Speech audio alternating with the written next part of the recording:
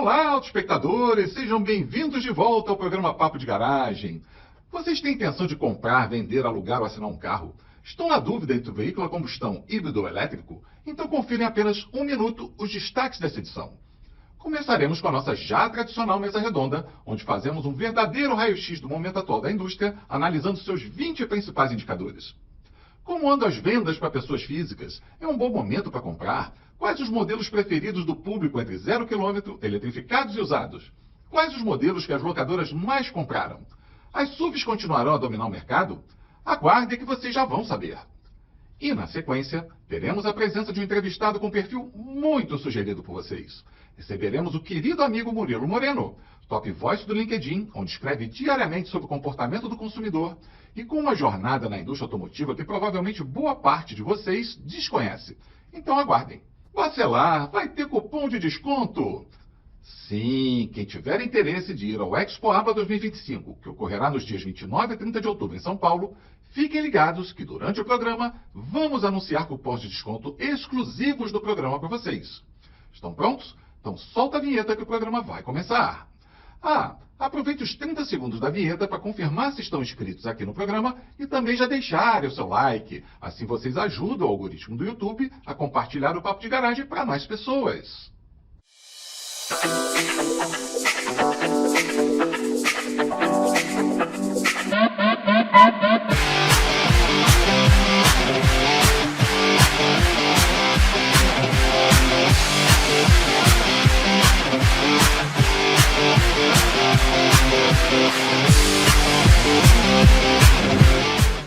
Agora sim, olá aos espectadores, sejam muito bem-vindos ao Papo de Garagem.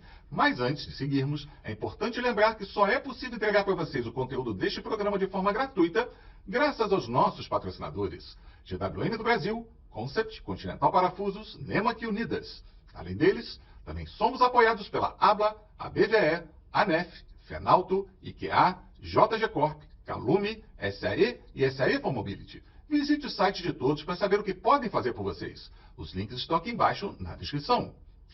Bom, como viram na abertura, nossa agenda está repleta de conteúdo de qualidade para vocês. Então vamos de imediato chamar a mensagem do nosso patrocinador master, a GWM do Brasil. Em poucos segundos estaremos de volta. Chegou o novo GWM Tank 300 Hi-Forte, o híbrido turbino turbo da GWM. Tecnologia, sofisticação e muita potência. Difícil acreditar que é um carro só. Vamos acelerar? Técnica, solta a vinheta do quadro Mesa Redonda.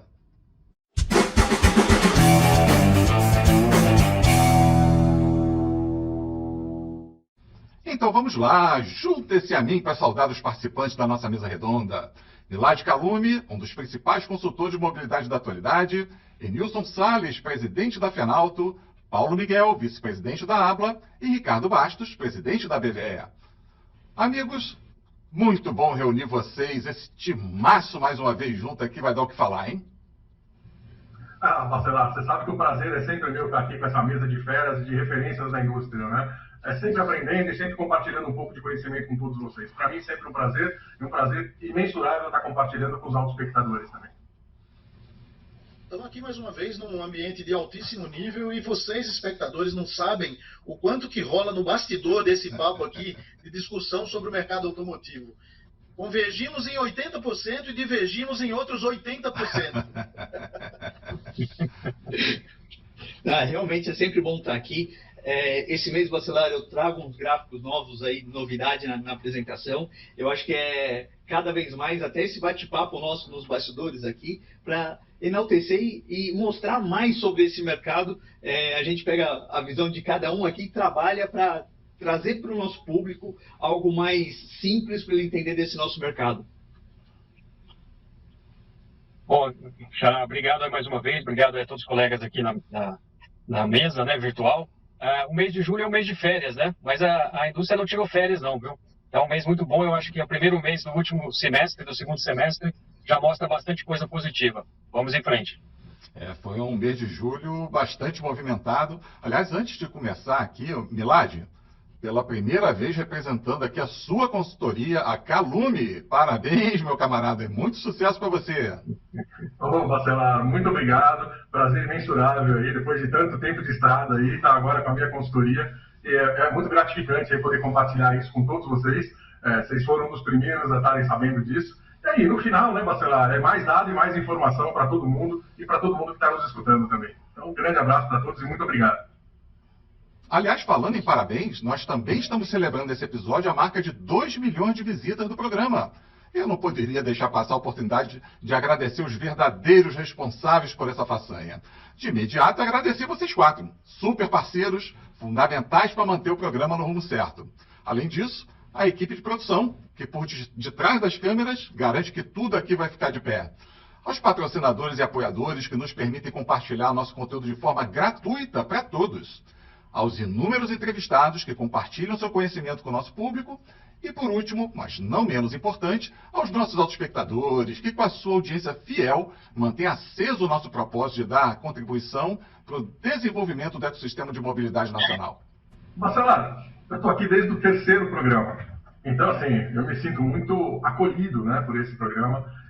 Ele abriu muitos horizontes para mim, tanto no aspecto pessoal quanto no profissional. Uma nova forma de pensar. Você me ajudou bastante. Emilson, Paulo, Ricardo Bastos, todos que participaram direto ou indiretamente. Né, muita novidade eu tive com ele aqui. Conheci muitas pessoas e, fundamentalmente, eu tive a oportunidade de conhecer cada um que faz parte desse programa de uma forma muito mais próxima. Então, eu só tenho a agradecer. Obrigado a cada um de vocês e obrigado a cada um que nos ouve também, aos nossos autoespectadores, que, querendo ou não, é para quem a gente faz esse programa. Bom, também, como o Milad explicou aí, foi uma oportunidade enorme de juntar todos os segmentos do mercado automotivo numa mesa e debatermos e discutirmos e, sobretudo, aprendermos um pouco mais, porque quando a gente faz alguma coisa capitaneado pelo Bacelar para entregar para o público, a gente tem que se preparar, estudar, analisar com calma. Então, tudo isso é um crescimento enorme, pessoal, convivendo com cabeças e pessoas de um altíssimo nível. Então, esse programa, na realidade, faz com que a gente fique maior, a gente conheça mais e a gente se desenvolva mais, conhecendo mais o mercado automotivo brasileiro. Bacelar, eu só tenho a agradecer a todos os espectadores, aí, todo mundo que nos assiste. O princípio era trazer informações descomplicadas para o dia a dia das pessoas, e eu acho que esse número representa que nós estamos alcançando o objetivo.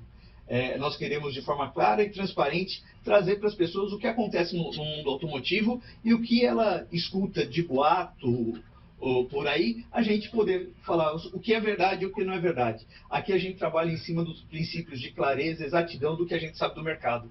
E isso, pelo jeito, tem trazido muito valor às pessoas que estão aí já nesses 2 milhões de views. Também me junto aí aos meus colegas, né? Primeiro, parabenizar você, Bacelar, pela excelente condução e por sempre puxar aí para o mais alto nível esse debate e sempre com a parte mais clara e mais transparente, né? Bem simples, dados, informações muito importantes, às vezes para quem toma as decisões, quem está no negócio automotivo, quem está, em especial, a nossa questão dos eletrificados. Mas, mais uma vez, parabéns a todos e agradecendo aí a toda a nossa audiência por fazer esse reconhecimento a nós. Eu que agradeço imensamente e, se todos permitirem, como o Milad já tinha dito lá no 1 milhão, né? Vamos agora atualizar a frase do Milad. Vamos juntos na direção dos 3 milhões. Vamos lá. Bom, agora sim, né? Vamos iniciar a nossa mesa redonda de verdade, né? Analisando o comportamento do mercado no mês passado. A gente já deu um spoilerzinho lá no início, né? Foi um mês bastante movimentado. Eu não sei aqui o quanto a redução do IPI, o quanto todas as campanhas de desconto, o quanto os meses a mais, os dias úteis a mais nesse mês influenciaram. O fato é que os números do mercado se mexeram bastante. Então, autoespectadores, atentos porque os nossos amigos vão contar aqui. Vamos começar com você, Milad. O que você conta aí do desempenho de vendas dos veículos 0 km?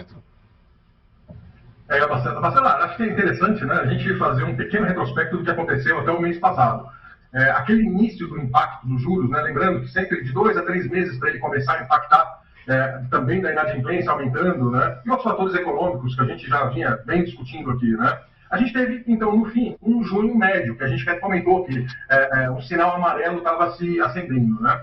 Junho foi o pior, falando então do mês passado, né? Junho, do mês retrasado. Junho foi o pior mês em relação a junho de 23 e a junho de 24. A gente teve uma queda nas vendas, né? Em relação a maio de 23 e de 24. Então, foi um junho morno, né? Com um viés, né? Os economistas diriam dessa forma, um viés negativo, né? Uma tendência de queda de números piores adiante. Bom, aí chegamos em julho, com toda a movimentação, com o anúncio de novos IPIs. Acho que é interessante também, né? Em função desse delay do impacto dos juros, hoje os juros estão em 15%. Mas ainda essa repercussão, como demora para chegar, né, esse impacto dos juros, a gente está sofrendo os reflexos ainda dos 14,25%, 14,75% no mercado. Lembrando, hoje está 15%. Então a gente sofreria essas consequências ainda mais adiante. Então, assim, é tudo muito dinâmico, claro, né? Na ponta do lápis, o consumidor final já estaria sofrendo as consequências do 15%, mas aí, em função da questão do financiamento automotivo, teria essa situação. Julho, anúncio de IPI, né? Ninguém parou, a indústria não parou, uma série de situações. Foi o melhor do mesmo ano. Então a gente teve aí um julho fantástico. Foi o melhor julho, que a gente pode ver aqui pela série histórica, o melhor julho desde 2023.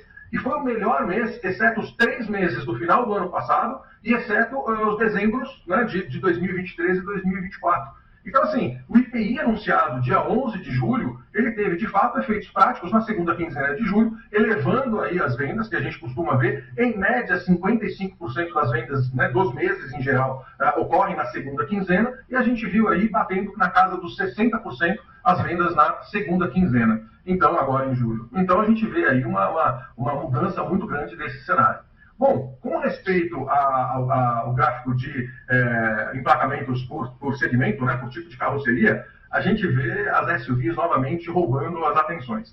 Aí, 2 pontos são muito interessantes, né? Primeiro, as SUVs quase batendo o recorde desse gráfico, que eu imagino que também seja o segundo recorde, não, o segundo momento. O recorde foi ali, que a gente verifica ali lá por junho de 20 seria ali em outubro do ano passado, com 0,1%, 45,2%, né? Então ficou 0,1% abaixo somente, mas é interessante o seguinte, as SUVs não entraram nessa questão do IPI do carro sustentável, 0% ou no D+1, né? Ou seja, a partir do dia 12 de julho. Então, por que elas estão vendendo bastante? Principalmente porque, com a diminuição dos valores dos veículos de entrada, formaria um degrau muito grande com relação aos veículos, aos outros veículos. Então, teve uma movimentação em basicamente todo o mercado. Então, os usuários também, os clientes também, optaram por fazer compras nesse segmento. Lembrando que o consumidor médio brasileiro, ele acaba não comprando carros de entrada. São carros com maior valor agregado, sempre aí partindo de 95 ou 100 mil reais. Então, isso foi bem interessante, né, a observação que a gente teve aí dessa situação. E, por final, eu acho que vale destacar que todos, né, o que a gente vê aqui é um percentual, mas todos esses segmentos que a gente analisa tiveram um aumento numérico das vendas. E o que a gente verifica aqui como resultado final é uma acomodação percentual por segmento. Mas vale enfatizar que o aumento numérico de todos os segmentos, a gente ouve aí um aumento numérico, né, em todos os segmentos que a gente analisa e a gente traz aqui para os nossos autoespectadores. Então é isso aí, acho que nesse primeiro momento eu encerro minha participação trazendo aqui os números bem positivos do primeiro de julho. E o Paulo está querendo falar alguma coisa, Paulo? Vamos lá. Só para complementar um pouco, lá de trazer uma discussão aqui, a gente teve uma queda de vendas em junho, né? Aumentou em julho, mas a gente teve muita promoção de carro no mês de julho. Não só a baixa do IPI, mas muita promoção de diversos modelos. As montadoras aproveitaram o desconto do IPI para vir com mais promoções. Então, isso alavancou efetivamente as vendas de julho. Agora, vamos esperar efetivamente o que vem para agosto, né? Que se as promoções continuam ou não, porque ali na frente a gente tem uma recomposição de IPI, não nos carros de entrada, mas de valores mais altos. Então, eu acho que é um momento de expectativa aí para ver o que o mercado vai se compor agora em agosto. Acho que vai ter muita emoção aí, hein? Aliás, Paulo, aproveita que você já está com a palavra e fala aí um pouquinho sobre a questão das compras das locadoras, a relação entre vendas direta e varejo. Você já deu um spoiler que tem gráficos novos. Conta aí para os nossos autoespectadores quais são as novidades. Bom, no mês de julho, as compras das locadoras ficaram abaixo do que foi em junho. Junho a gente teve 56 mil, em julho nós compramos 52 mil veículos. Uma porcentagem de 22% aproximadamente das vendas diretas. As vendas diretas caíram, o mês de julho teve uma predominância no varejo, no showroom nas concessionárias, e porcentagem das locadoras também diminuiu. Mas para a gente ter uma ideia mais ampla desse cenário de venda direta e das locadoras, eu agreguei dois novos slides aqui, que são 2 quadros, que um é a compra das locadoras de janeiro de 23 até agora, onde a gente vê o ciclo delas, que começa o ano e depois vai aumentando. Segundo semestre, com uma tendência aqui, junho já é um número alto. Quando a gente vê no ano de 25, ele já está, junho e julho já estão abaixo do que esperava. Eles estão descendo, quando na maioria dos anos a curva está subindo. Então, é algo que a gente chama atenção nesse momento para o setor de locação.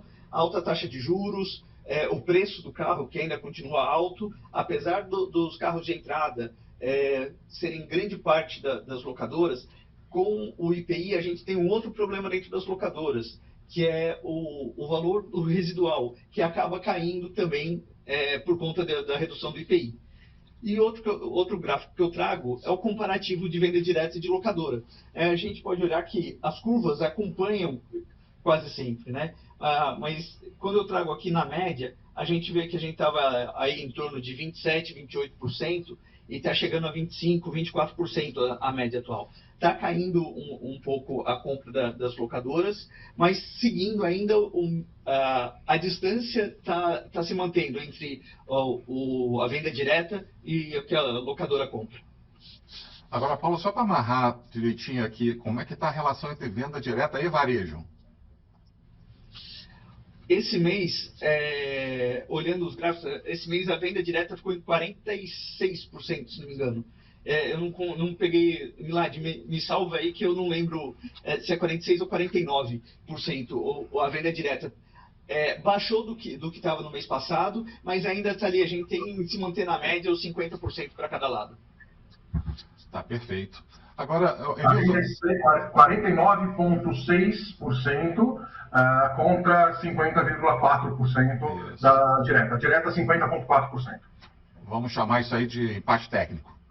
Agora, Emilson, deixa eu trazer você para essa discussão aqui com relação aos usados, né? Como você sempre frisa aqui no programa, usados não tem fábrica, né? Não produz veículos.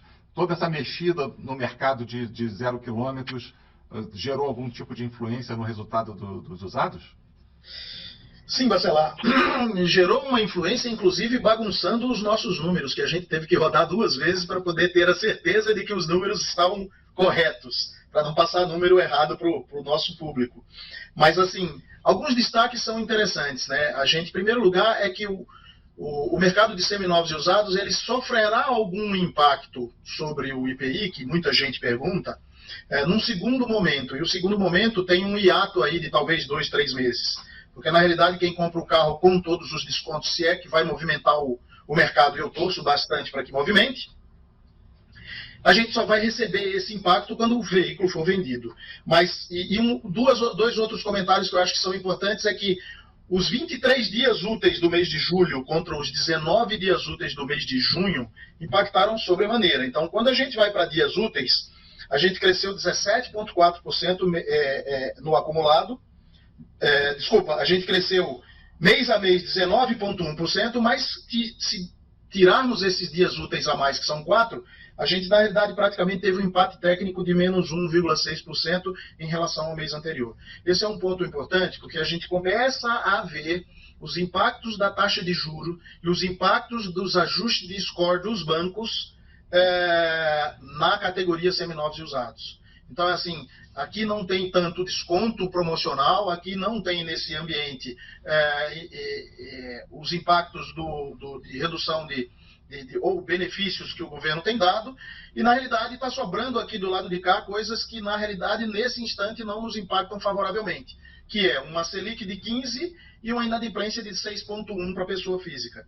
Mesmo assim, e aí eu queria falar para vocês, eu fiz todas as contas aqui de novo, mesmo assim a gente espera terminar o ano batendo recorde, em cima do recorde do ano anterior, que foram 15.777.000 veículos, a gente espera terminar em torno de 16,3, o que eu acho que é uma vitória enorme do segmento.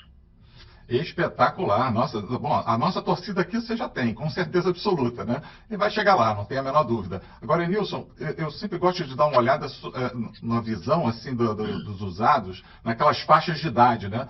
Quando você olha desse aspecto, houve alguma coisa que assim que desbalanceou? Alguma daquelas faixas foi mais impactada do que outras? Como é que você olha isso? Eu vou te falar, mas antes eu vou dar um recado bem interessante. A gente começa a ver e a gente vai falar lá na frente por categoria de elétricos e tudo mais, mas antes disso, a gente começa a ver o mercado como um todo de seminovos e usados crescendo mais no Nordeste do que em outras regiões. Tá? Então a gente começa a ver um crescimento de 25,7% na região Nordeste, contra uma média de 16, 15, 17 de outras regiões. É um crescimento relativamente surpreendente, né? Porque não é uma das regiões mais favorecidas economicamente falando.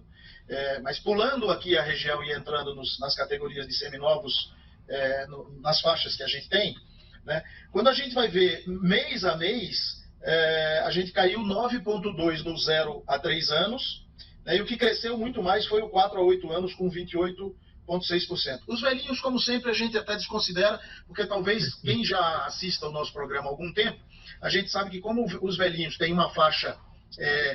O Ricardo não gostou dos velhinhos, a gente desconsidera, né, Ricardo? Mas como a faixa é aberta, o intervalo é aberto, os velhinhos sempre se favorecem do intervalo aberto para se sobreporem em termos de percentuais.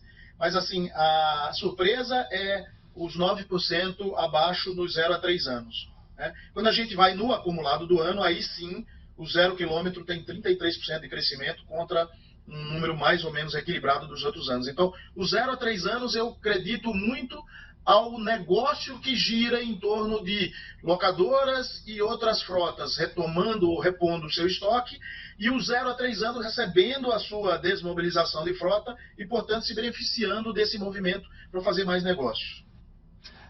Como bem o Paulo comentou, né, vamos ver o que vai acontecer em agosto. Né? Eu acho que a gente vai ficar com uma visão um pouco mais completa. Mas, Nilson, você citou aí o Xará, né? Xará, entra aqui na nossa conversa, e agora que a gente falou de 0 quilômetros até agora mais combustão, né? Vamos ver o que aconteceu nos eletrificados. Também gerou impactos diferentes aí no mês de julho? Olha, eu acho que teve também, em função talvez um pouco do resultado tímido de junho, né? O mês de julho veio mais forte, né? O mês de julho veio interessante, aí foram 19.016 veículos eletrificados vendidos, né? O que representou aí um crescimento de 22,5% em relação a junho, né? E 24,2% em relação a julho do ano passado. Então, de novo, teve o crescimento em relação a junho, mas esse crescimento foi muito forte até em relação a julho do ano passado, que mostra aquele percentual de crescimento que a gente tem falado, superior a 20%, para esse ano, para os eletrificados, tá? Então, comparando com o ano passado. Então, o resultado aí veio expressivo, significativo. Só para dar um número também, as vendas dos micro-híbridos, né? A gente excluiu os micro-híbridos da nossa estatística comparativa, mas só para ter a referência, foi um pouco mais de 6.100 unidades de micro-híbridos com bateria de 12 volts, 48 volts. Também um número importante, mas não teve um crescimento significativo em relação a junho. Talvez aí esse segmento de micro-híbridos um pouco impactado pela redução do IPI, tá? Que ele é um veículo que está ali mais competindo na faixa de 100 mil reais.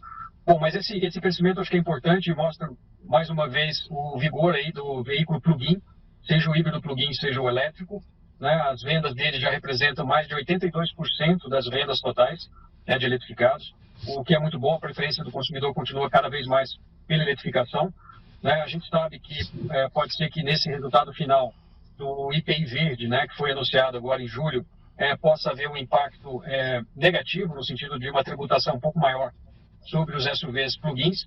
Lembrando que a maior parte deles, quando eu falo dos híbridos plug-ins, eles não são flex, né, ainda não estão adaptados ainda para o sistema flex do etanol, então devem ser penalizados aí com o IPI verde. Mas eu sei, converso com meus associados e com outras empresas também, não necessariamente associadas da BVE, que é um trabalho para fazer o híbrido flex, mas isso só deve chegar, eu acredito, no ano que vem. Tá? Mas então, quando entrar o IPI verde, provavelmente vai ter algum impacto aí tributário. Mas, de qualquer forma, as vendas seguem fortes. O mês de agosto, a tendência é que seja até mais forte, porque começamos aí com, acho que vão ter 5 finais de semana, que sempre ajuda aí no resultado de vendas. Então, talvez esse ano a gente estava em junho com alguma questão, como seria o segundo semestre, mas o segundo semestre começou forte e acho que agosto vai continuar forte também. Mas em suma, Ricardo, esses números que a gente tem agora nesse momento para compartilhar. Bacana, bacana. Agora, ainda falando de eletrificados, mas agora de usados, Enilson, eu lembro que no mês passado a gente fez não só analisou o mês de junho, mas fez uma consolidação do primeiro semestre, e um dos destaques que a gente observou é que na metade deste ano a gente já estava chegando no número total do ano passado. E agora, somando julho, chegamos lá, passamos, como é que ficou? Passamos o ano passado, mas tem um número muito mais interessante para dizer para vocês, e talvez faça o Ricardo Bastos dar mais um sorriso, que é, enquanto o 0 km vendeu algo que ele citou aqui em torno de 19 ponto alguma coisa, né, Ricardo? Quanto? 19 e 16, 19 mil, um pouco mais de 19 mil unidades. 19.016, tá? Os usados eletrificados já foram 14.201 veículos comercializados. E isso vem crescendo a uma taxa de 97,9%. Ou seja, provavelmente, mais um mês ou no máximo 2 meses, os eletrificados usados passam os eletrificados novos, o que não é uma competição, como que eu diria, predatória, pelo contrário, é complementariedade isso daí. Significa que o mercado de eletrificados cada vez fica mais pujante. Lembrando que o mercado como um todo, os seminovos fazem algo em torno de 6% do mercado de vendas de novos. Desculpa, de 6 vezes o mercado de novos. Então a gente os seminovos começam a se rivalizar com o 0 km, o que é importantíssimo, porque, de novo, para o seminovo não existe fábrica de carro elétrico, como nem a combustão de carro seminovo. O que existe são os carros vendidos que são transformados em carros seminovos. E assim sendo, a gente começa a fazer esse mercado ficar mais pujante e, vamos dizer assim, mais, como que eu diria, mais bem equilibrado, né, entre motores a combustão e motores elétricos. Muito bom. Agora que a câmera está aqui comigo de novo, antes da gente dar sequência, deixa eu contar uma novidade aqui para os nossos autoespectadores. Vocês já pensaram em ativar a marca ou produto da sua empresa no Papo de Garagem? Que tal veicular um anúncio igual de TV, só que aqui no programa, em Full HD, com um público tão grande quanto, só que com investimento muitas vezes menor? Veja essa amostra aqui.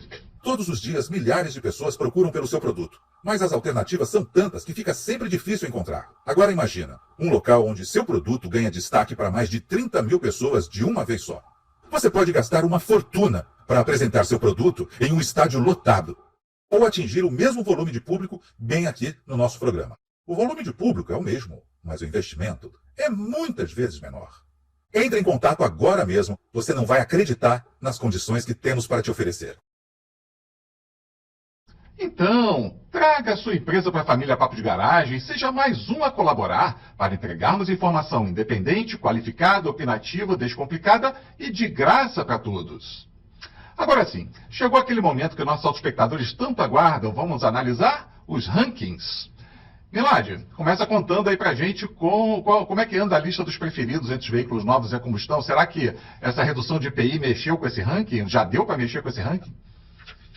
Atenção você, se seu objetivo é um carro a combustão, olho vivo para ficar bem informado e fazer um ótimo negócio. Marcela, olha só, bom, acho que vale a pena, eu tinha chamado a atenção para falar sobre um ponto, né, da questão da alteração do IPI que vai acontecer, não desse que aconteceu agora. A grande questão, eu vou ser bem sucinto nisso, quando vier a alteração do IPI, principalmente dos combustíveis puros, gasolina e diesel, a grande questão é que vai haver um deslocamento, né, um disposicionamento desses combustíveis quando tiver um competidor com o veículo eletrificado. E aí, hoje que tem preços muito semelhantes, vai haver um deslocamento. Esse é o grande ponto, tá? Então, vai haver sim uma diferenciação e vai ensejar uma compra desses veículos nos próximos meses, sob o meu ponto de vista. Fiz alguns cálculos nesse sentido, que acho que no momento oportuno a gente apresenta aqui quando a gente for discutir. Falando sobre os rankings, poderia ter falado antes, optei por falar agora, as médias diárias, né? Então, também olhando sobre a ótica das médias diárias, a gente teve um aumento de 0,8% agora em relação a 25 contra 24. Então, as vendas foram muito boas em relação a 2024, mas a gente teve aí um incremento já dessas vendas, mostrando de fato que julho foi um mês muito bom.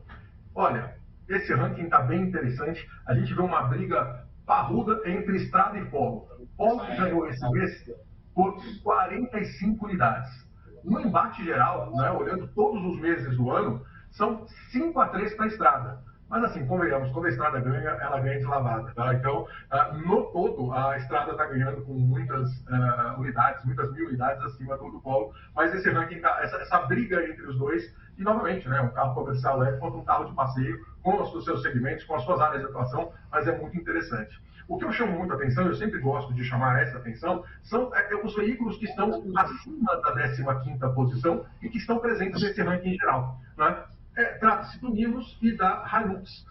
Esses dois veículos, principalmente a Hilux, que traz um valor agregado muito forte aí tem um ticket médio, né, tem um valor médio muito elevado, traz aí grandes benefícios para a própria Toyota. Então, são dois veículos que chamam bastante atenção por estarem acima da 15ª posição, que é o ranking que a gente tem, e estão aí dentro desse ranking. Bom, aí a gente olhando ali para o final da coluna, a gente sempre também faz dá uma ênfase naqueles veículos que se destacam com relação às vendas diretas, para mais e para menos. Né? Então, aqueles veículos que estão vendendo muito em vendas diretas, né, eu faço um destaque aqui com relação à Mob, a Saveiro, o Argo, a Estrada, o Polo e o HB20. Ou seja, são veículos que estão tendo uma atratividade para esse segmento, seja para as locadoras, seja para os produtores rurais, seja para o PCD.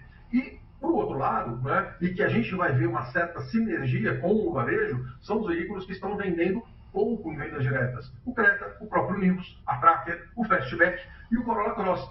Mas o que chama atenção no Corolla Cross está um pouco destoante com relação às políticas históricas da Toyota, com quase 41% de vendas diretas. Mas, de qualquer forma, dentro desse ranking, destoa um pouco e é positivo aí, com poucas vendas diretas. No varejo, né, no segundo gráfico, a gente vê aí o destaque dentro do ranking geral, Creta, Polo, Onix, o T-Cross, a Estrada e o HB20. E fora do ranking, a gente vê novamente o Nivus, a gente vê o Fastback, a gente vê o Tigo, a gente vê o Pulse e a gente vê a novidade da Volkswagen, o Terra já aparecendo. É claro que no consolidado ele está lá atrás, mas ele já está ali aparecendo entre né, dentro do nosso ranking, já está ali aparecendo e já com algum tipo de destaque. Né? Então, a gente entende, claro que a gente vai ter que analisar os próximos meses de vendas desse veículo, se ele consolida essa posição ou se realmente é o que a gente costuma falar como fogo de palha. Eu acredito que esse veículo vai trazer muitas vendas aí para a própria Volkswagen. Bom, por fim, a questão dos rankings regionais, novamente aquele velho destaque que a gente fala. Né? Além da questão da briga de polo e de estrada, a gente verifica que os dois produtos, os dois veículos, são consistentes nas 5 regiões do Brasil. O Argo e o T-Cross, eles, né, que são as terceiras e quartas forças, eles têm também uma força, mas uma força representativa dentro da região sudeste. E a Hilux performando muito bem nas regiões de atratividade do produto dela. Não que ela não performe no interior de São Paulo, por exemplo, mas ela tem uma grande performance dentro da região norte, né, que se destaca no ranking, dentro da região norte e dentro da região centro-oeste. Então, é isso. Acho que o que eu tinha para falar sobre esses rankings, eu encerro por aqui. Paulo, sem deixar esfriar, vamos dar uma olhada agora, ainda falando de veículos 0 km a combustão, como é que foi o lado da prioridade da compra das locadoras? Ô Celaro, o Polo fez festa esse mês, não só na venda direta, como no varejo, pelo que eu tenho visto no mercado. Nas locadoras ele está aí no primeiro ponto. Se a gente olhar, a gente tem o Polo, o Argo Drive, o Mobilike, os carros que efetivamente entraram aí na baixa de IPI, além das caminhonetes pequenas, né? Que sempre estão no ranking aí. Então, para o mercado de locadora, esses carros não teve muita diferenciação, não.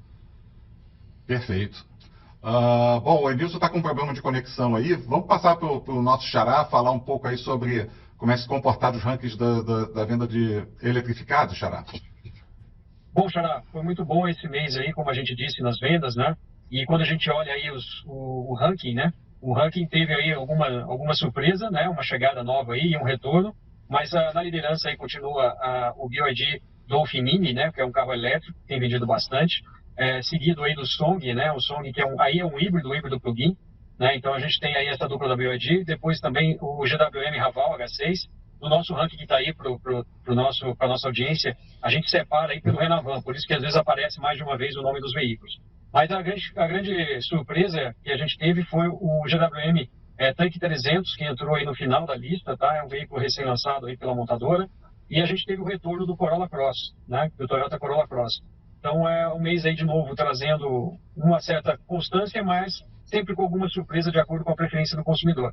E quando a gente olha, também está estabelecido aí no ranking, os micro-híbridos, principalmente puxados pela Fiat, né? O Fiat Fastback, aí também puxando a questão dos híbridos leves, né? Os micro-híbridos.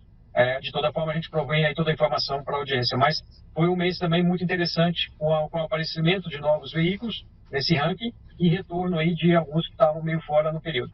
Quando a gente olha no acumulado do ano, o acumulado do ano aí traz de volta, por exemplo, o Toyota Corolla Sedan, né? Que já tem um tempo que ele deixou de figurar, mas teve ainda boas vendas para aparecer no ranking, e mais alguns híbridos plugins, como a gente disse no comentário anterior, os híbridos plugins já são mais de 80% das vendas, então, junto com os elétricos. Então, essa parte puxa realmente aí todo o resultado do mês, e quando a gente vê o ranking, ele reflete essa colocação.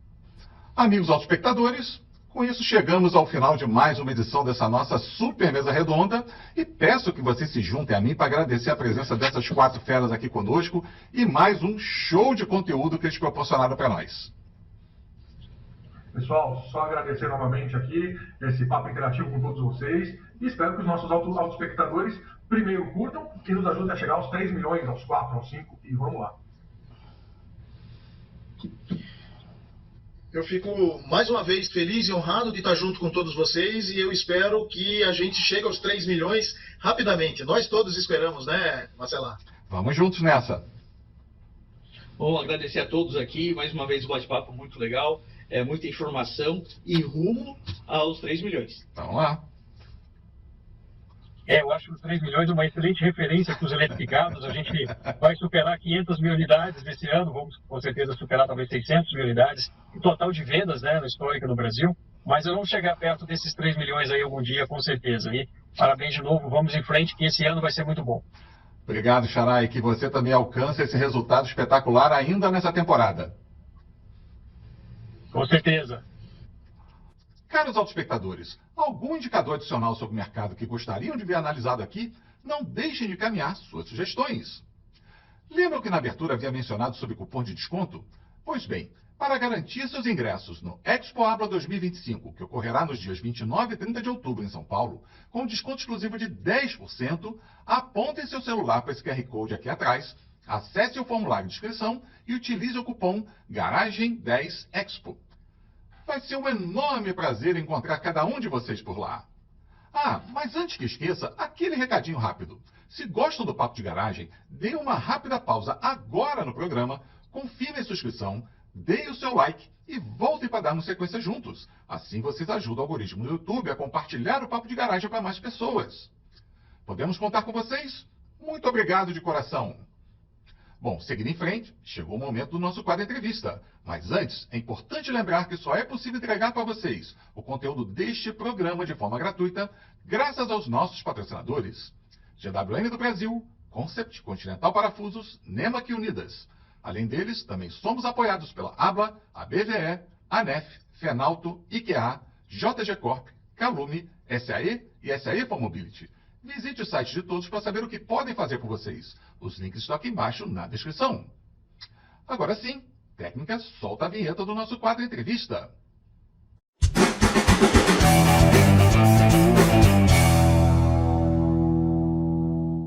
Hoje temos a honra de receber o querido amigo Murilo Moreno, top voice do LinkedIn, onde escreve diariamente sobre varejo, marketing e comportamento do consumidor. É sócio fundador da Sequoia Estratégia Marketing e com uma jornada na indústria automotiva que provavelmente boa parte da nossa plateia ainda desconhece. Moreno trabalhou na Fiat de 96 a 2002, período em que se destacou com campanhas como Os Peixinhos para o Palio e Candy, Está na hora de rever seus conceitos para a linha Palio e o lançamento do Blue na Casa dos Artistas, considerada a melhor tacada de marketing do ano de 2001.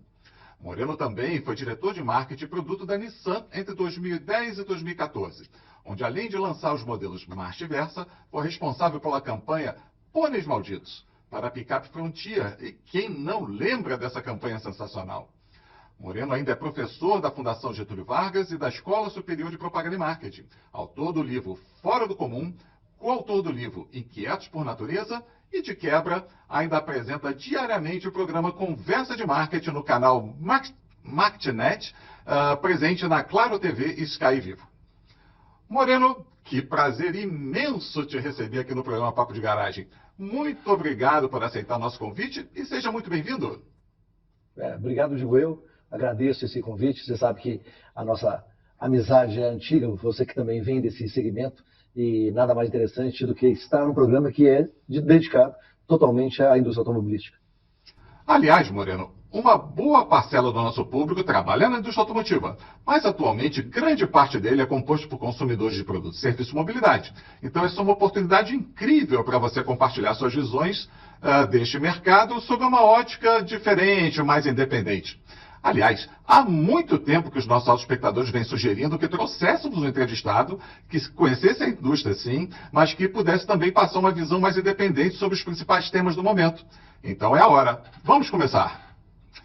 Moreno, se tem um assunto que tem dominado boa parte das pautas discutidas, não só aqui no programa, mas praticamente em todas as rodas de conversa com a indústria e consumidores, é a questão de transição energética. Não é difícil perceber uma certa polarização. Muita gente a favor de veículos elétricos, mas muita gente também contra. O que você pensa sobre o assunto no que diz respeito ao mercado brasileiro? Quais são os principais pontos positivos e negativos na sua opinião? Ok, se a gente falar no curto prazo, o Brasil tende a ficar mais eletrificado, mas basicamente caminhando para um lado do carro híbrido, com motor também que funciona a gasolina e álcool. Se eu pensar e olhar para o mercado no longo prazo, a gente também deve caminhar aos poucos para o carro 100% elétrico.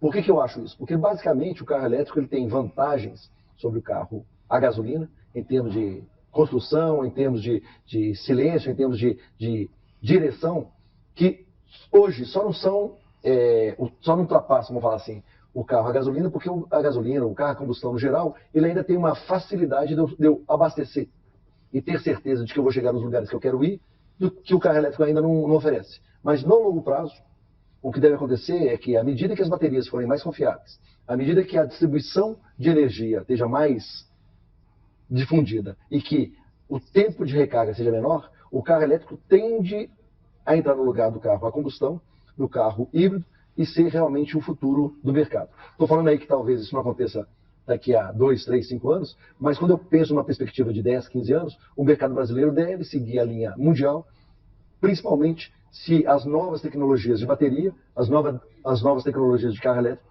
acontecerem do jeito que estão sendo planejadas. Boa, Moreno. Deixa eu pegar carona e estender um pouquinho mais esse tópico aqui.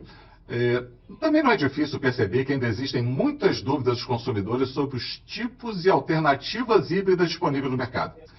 Com base nos seus anos de experiência em marketing, você acha que existe oportunidade de aperfeiçoamento na comunicação da indústria com os seus consumidores em um momento de tamanha revolução em termos de novos produtos?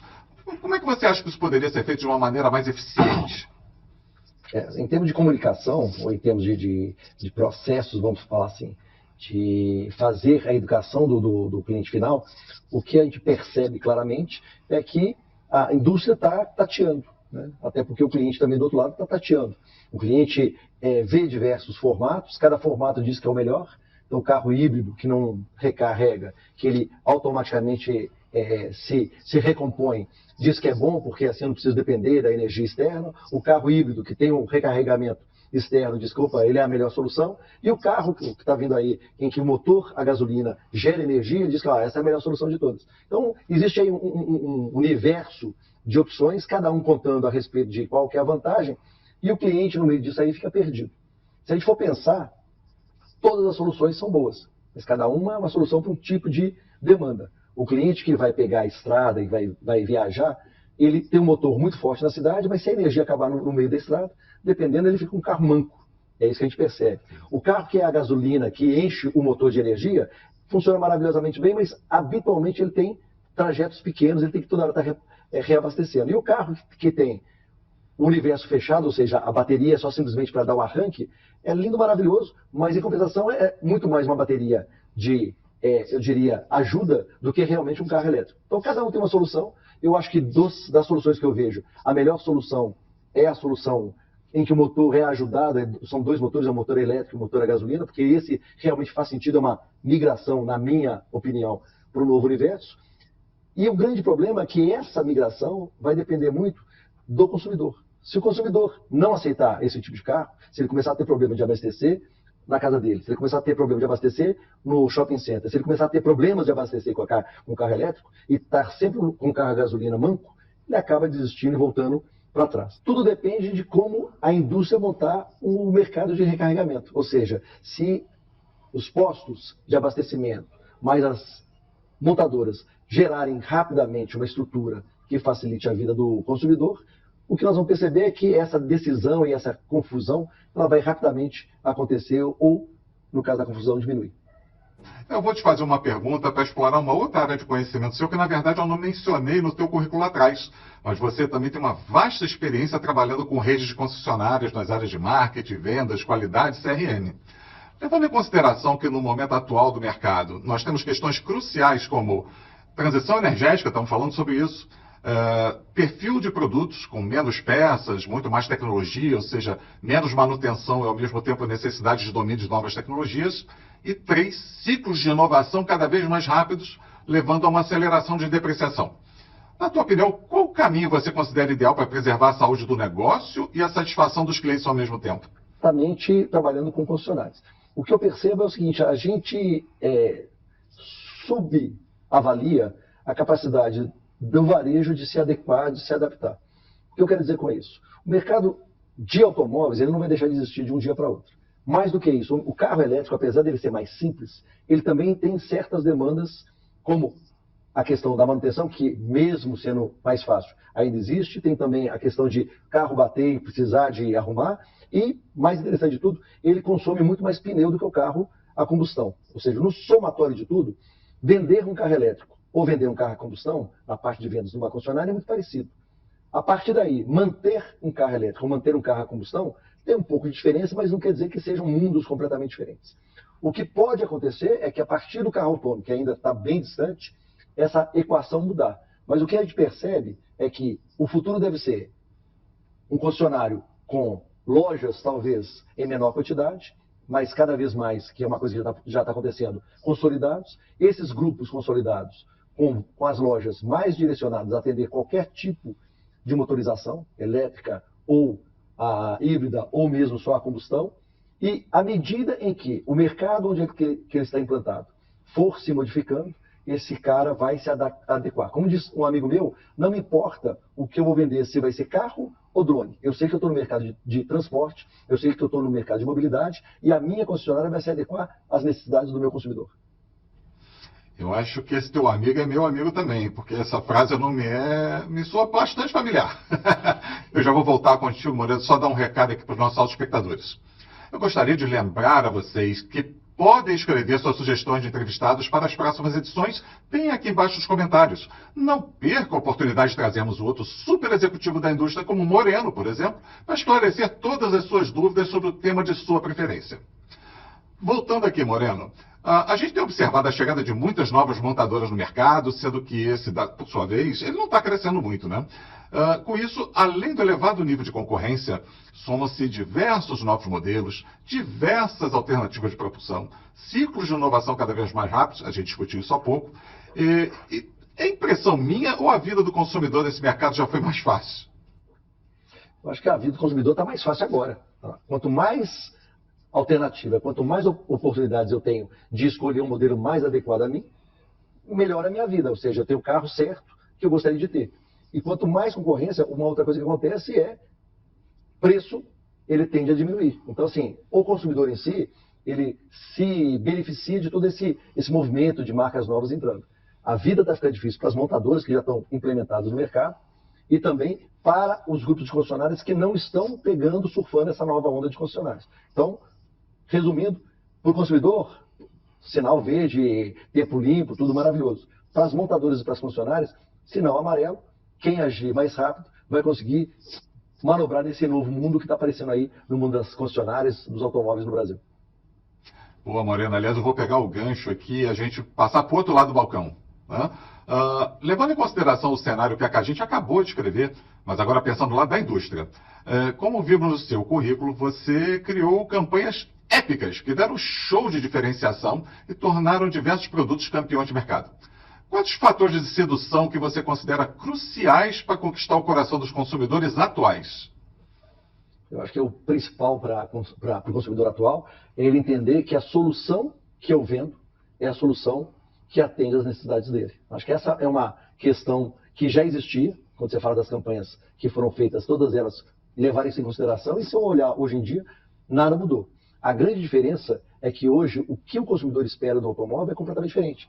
Há 10 anos atrás, quando a gente entregava o carro, uma das coisas que o cara mais queria saber quando recebia era motor, era espaço, mesmo tendo comprado, era espaço entre bancos, era quanto que ele consumia no dia a dia, qual que era a capacidade de carga. Hoje a coisa mais importante dentro de uma concessionária é se o meu celular espelha ou não espelha, e que tipo de tecnologia mais moderna, se tem IA, se não tem IA, ou seja, o tipo de expectativa com relação ao automóvel mudou. Hoje o carro é muito mais uma carcaça para tecnologia embarcada, diferentemente do passado. E mais do que isso, o jeito de eu falar com o cliente, se antes era muito fácil, botava um comercial na televisão e eu resolvia isso, hoje a internet mudou o jeito de contar a história. E se eu contava a história de uma forma relativamente fácil e rápida, hoje eu tenho que contar passo a passo via os vários canais de internet. Muito bom, Moreno. A gente está chegando ao final da nossa entrevista, não dá tempo de fazer mais uma perguntinha. A gente tem acompanhado discussões acaloradas sobre a questão do imposto de importação de veículos elétricos, que são amplificados pelo altíssimo custo do Brasil. A gente está falando de impostos nas diversas etapas de produção, imposto sobre mão de obra, infraestrutura precária, Selic a 15%, só para citar alguns exemplos. A ponto do presidente da GM, o Santiago Chamorro, ter destacado recentemente que é mais barato produzir na China e vender aqui, mesmo com os 35% de imposto de importação, do que produzir localmente. Cabe ressaltar que, no final do dia, quem mais perde é o consumidor, que vê seu sonho do carro próprio cada vez mais distante por conta do alto preço do produto. Bom, nesse cenário, qual caminho você considera ideal para redemocratizar o acesso ao produto? Insistir na estratégia de criar barreiras tarifárias de importação para que novas montadoras produzam localmente ou reduzir o tal custo do Brasil? Cara, o certo seria um casamento entre as duas coisas. O custo do Brasil, ele afeta claramente não só a indústria automobilística, mas a indústria como um todo. É lógico que toda essa reforma tributária que vem por aí deve facilitar, deve de algum jeito melhorar para as empresas com relação a esse quanto custa fabricar, o quanto custa viver no Brasil. Ainda assim, um tratamento da indústria, principalmente a indústria automobilística, de uma forma que permita ela vender mais e fazer com que ela seja vista como fundamental para o PIB do Brasil, seria perfeito. Paralelo a isso, sempre a questão da importação, ela tem dois lados. Um lado é o lado da proteção, ou seja, realmente eu protejo o país quando eu falo, olha, os carros fabricados externamente, eles não podem entrar e não podem competir de igual para igual, mas ao mesmo tempo ela tem uma questão de segurar o desenvolvimento tecnológico do mercado. Então eu atraso o desenvolvimento tecnológico quando eu não permito que o que existe de tecnologia fora do país entre com facilidade no nosso Brasil. Então, somando os dois, trabalhar nas duas pontas sempre é o ideal. A partir do momento que o governo tem o compromisso das montadoras locais de fazer a evolução, e essa evolução realmente acontecer, ter ou não ter a barreira alfandegária é menos importante, porque à medida que o nosso carro tenha custo e tecnologia compatível com o carro fabricado fora do país, o que aconteceria é que a gente não teria que ter medo daquilo que vem de outros países, como a China, por exemplo. É isso aí, Moreno. Olha, que papo incrível. Eu quero reforçar minha felicidade de ter você aqui conosco, especificamente nesse episódio comemorativo para nós, né, das 2 milhões de visitas. Agradecer imensamente por você ter podido aceitar o nosso convite para compartilhar o seu conhecimento e experiência com os nossos autoespectadores. Participações como a sua nos mantém firmes na missão social de compartilhar informação independente, opinativa, qualificada, descomplicada e gratuita, para que a nossa audiência possa tomar suas decisões de negócio sempre muito bem preparadas. Olha, muito obrigado de coração.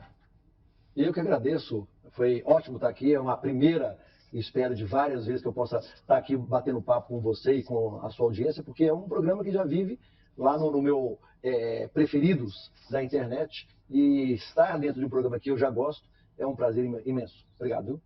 Falando em agradecimentos, é importante lembrar que só é possível entregar para vocês o conteúdo deste programa de forma gratuita, graças aos nossos patrocinadores: GWM do Brasil, Concept, Continental Parafusos, Nemac Unidas. Além deles, também somos apoiados pela ABLA, a BGE, ANEF, Fenalto, IKEA, JG Corp, Calume, SAE e SAE for Mobility. Visite o site de todos para saber o que podem fazer por vocês. Os links estão aqui embaixo na descrição. Amigos autoespectadores, com isso finalizamos mais um episódio do Papo de Garagem, esperando que tenham gostado do conteúdo de hoje.